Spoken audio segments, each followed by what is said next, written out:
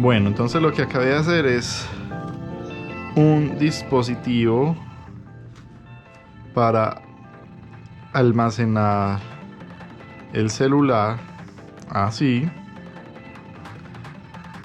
y colocarlo dentro de debajo de la silla de la moto. ¿Con qué objetivo?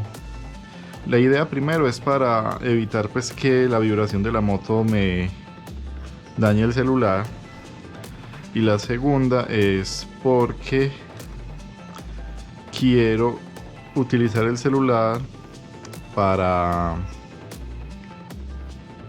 grabar el sonido de la moto.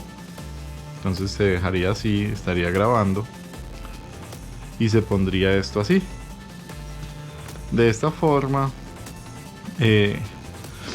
se minimiza la cantidad de aire que puede afectar el sonido. O sea, intento mejorar el sonido. Yo sé que los iPhone tienen muy buen micrófono, entonces aprovecho, coloco esto dentro de la silla, y de esta forma espero que en postproducción, cuando tenga algún video con el sonido de la moto, lo sincronizo aplaudiendo y espero lograr un buen sonido pues de la moto. Entonces vamos a instalarlo, ensayemos. Esto acá.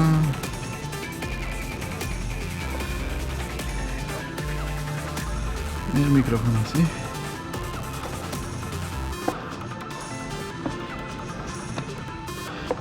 Espero.